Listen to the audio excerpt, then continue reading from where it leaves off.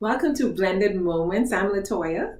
So this is our first Q&A session here at Mix and Match it's called Blended Moments. So this is where we have an opportunity to answer questions that you ask. And I will be facilitating today's Blended Moments. So before we get started with that, just give me a second. I want to get our resources here. So before we get started with the actual answering of the questions, I just want to share with you two books that I use here on just for research purposes. The first one is The Smart Stepmom. This is an amazing book. It's written by Laura Petherbridge. So for me, when people recommend books or any type of education, I like to know a little bit about the author. Is this someone that I can trust? And so Laura Petherbridge is a highly renowned speaker when it comes to blended families and marriage. I don't know how many of you attend churches that use the Divorce Care series, the 6-week video series. It's used all around the world, and it's very popular here in churches in America. Well, Laura is one of the females that appears in that Divorce Care that does a lot of the teaching. So she comes with a wealth of knowledge, a wealth of wisdom, experience, and a lot of respect when it comes to dealing with blended families. And she wrote this book, The Smart Stepmom. She also wrote another book called 101 Tips for the Stepmom. So I'd encourage you to get these books if you're serious about blending your family well and getting insight about the role of a stepmom and also getting insight about the heart of a biological mom. I would definitely recommend this book. Okay, the other person and book is The Smart Stepdad. Well, this one was written by Ron Deal and Laura Petherbridge. And then The Smart Stepdad is written by Ron Deal. And Ron Deal is with Family Life Blended, but he is also a licensed therapist, counselor, family counselor, very well respected in the community for blending families. And he also has written a plethora of books that you can use as resources for blending your family. So these are two books that I use a lot for research. They are amazing and give so much insight into both roles and just the blended family itself. So now let's go into our questions for today. So we have 3 questions and they're both submitted by women right here in the US. The first question is, how do you engage a biological mother that is disinterested or disengaged from a relationship with a stepmom? Okay, so this is a real situation. I mean, it happens. Because people come into relationships with their own history, their own experiences, their own biases. And you can't control what someone else does.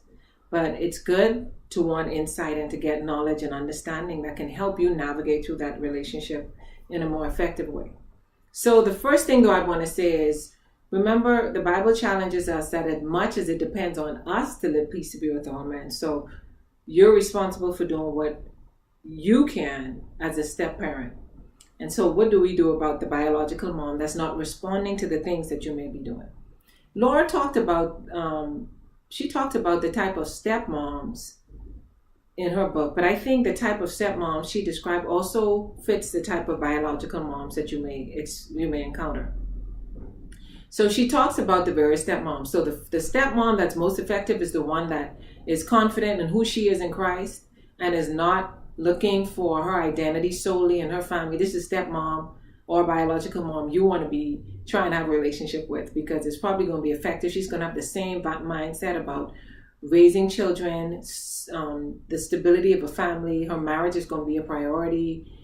But if you're dealing with a different kind of biological mom, like a biological mom whose identity is wrapped in her children, that is going to be very difficult. Because this biological mom is not going to be capable of seeing you as a complement to her life or her children's life. She will see you as a competition. And when someone views you as competition, then they become defensive and they pull back or they compete. And so having a relationship with a mom whose identity is wrapped in her children is going to be very challenging. The other thing is you'd be perceived as a threat. And anytime there's a threat, we become protective. So instead of trying to understand how to involve you in the children's lives and the family itself, and how to understanding that the blending family involves both moms, this mom will probably try and make sure she puts walls up to keep you out. So with this mom, you're going to have to be consistent in showing her that you're not a threat. You're going to have to be consistent in letting her see that your focus and your desire is to see the family blend well and to see the children supported well and have a stable environment. And that's what you can do. But how she responds to that is going to be, again, up to her. But you can make sure you communicate this message consistently that you're not a threat. Now, if you're dealing with the mom, the biological mom that's just stonewalled, has no interest, just has no desire, you get nothing from this lady, then there's nothing you can do. There is something you can do. There isn't anything you can do in terms of physical and natural. But the most important thing that you can do is pray. Pray for her heart, because what you're experiencing is not directly directed to you. This is just out of the abundance of woman that she is. And she may be broken. She may be at a place where she's still hurting over the loss of a marriage or other things. It's not you. So it's important for you to know that this has nothing to do with you as a person. You're just the person involved in the world that she is living in at this present time. So pray for her and continue to make sure your marriage is first. Continue to love those children. Do not bring the attitude that you experience from the mom into the relationship with the children. As much as you have access to those children and as much as you're allowed to, continue to show them love. Let them see that they're accepted. And the other thing you want to encourage is when they speak to you about their mother, encourage positive reinforcement. Don't let the dynamics of the relationship between you and the mom, don't bring that into the relationship with the children. Keep those it's important that you keep those things separate. So if they're talking about their mom, you reinforce her good qualities. You reinforce the importance of them having a relationship with their mother. And you continue to stand firm and just being gracious and merciful. But there are times when you need to still make sure you're firm. But just stay consistent with being the character that God's called you to be. And we all fall short at times, but just make it your focus to be consistent. So the other two questions came from someone here in the U.S. as well. And the first one was, is it safe to have two parenting styles in one home? Okay, so this question brings in a lot of different facets in terms of parenting. So when we talk about styles, there are some things that may influence our parenting style that may not be able to change because it just may be who we are. For instance, males have a different style than females, because we're made differently, we're wired differently. So in that regard, those two, the difference in styles may not change. The biological parent and the step parent has a different style, a different approach, because the biological parent is coming from love and grace and mercy and this biological attachment to the child. But the step parent, their major focus is responsibility. This child is someone I am responsible for.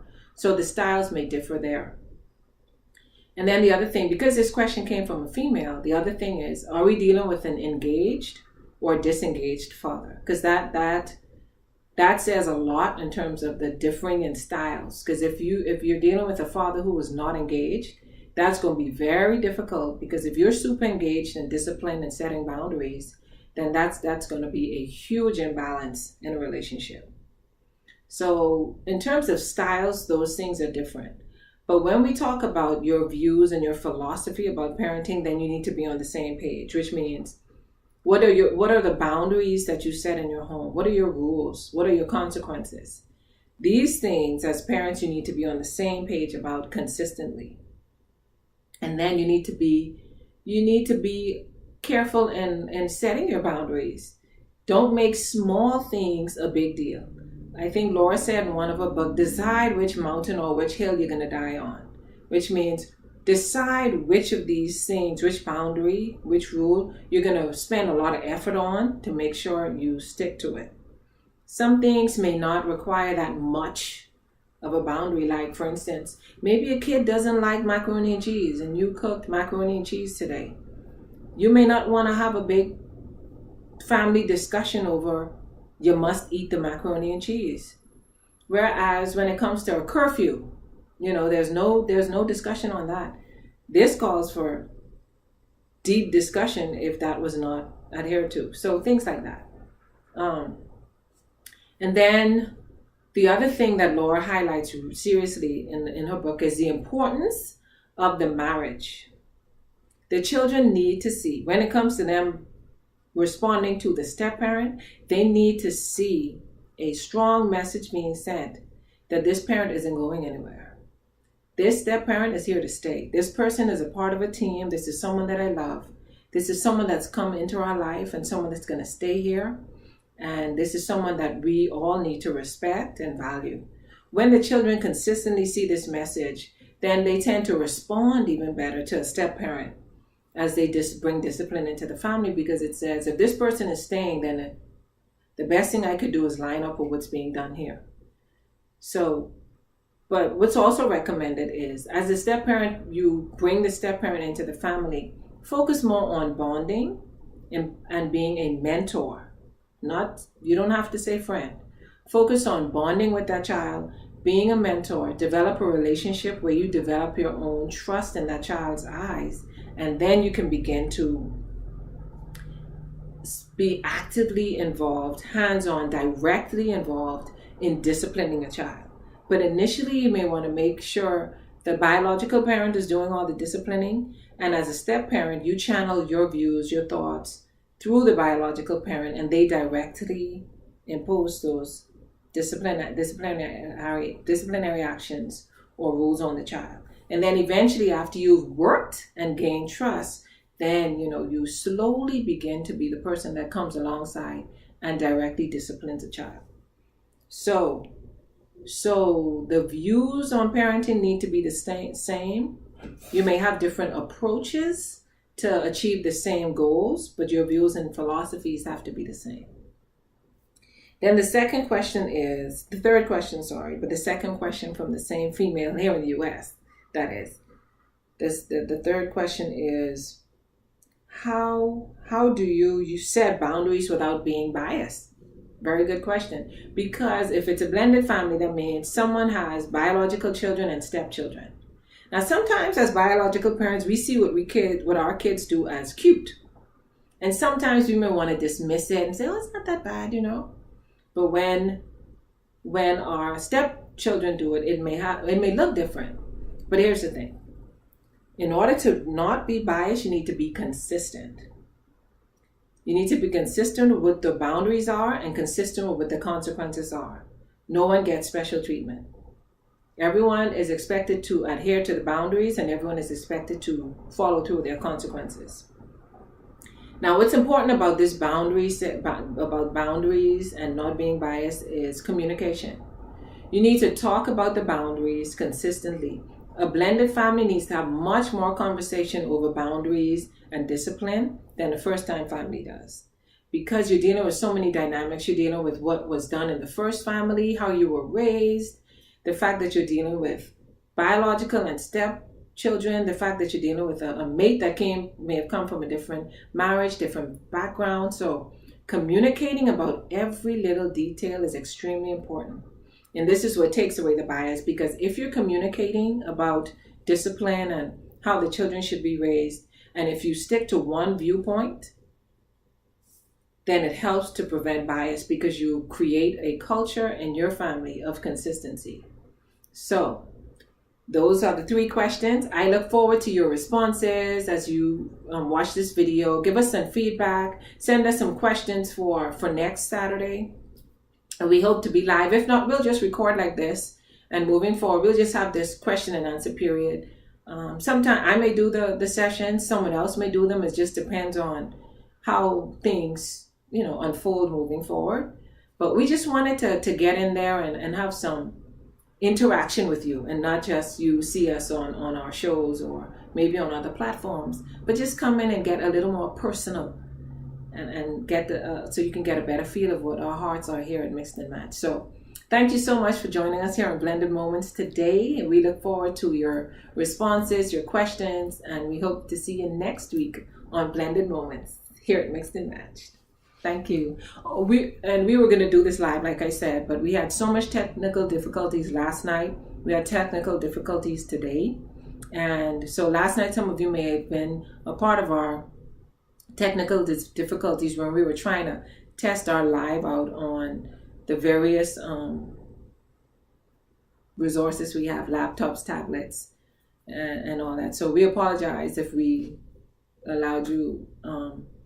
You had too much technical difficulty experience with us over between last night and this morning. But thank you so much for your patience in the midst of it, and we hope to have it all, taken care of over the next few days. So thanks again for joining us here on Blended Moments.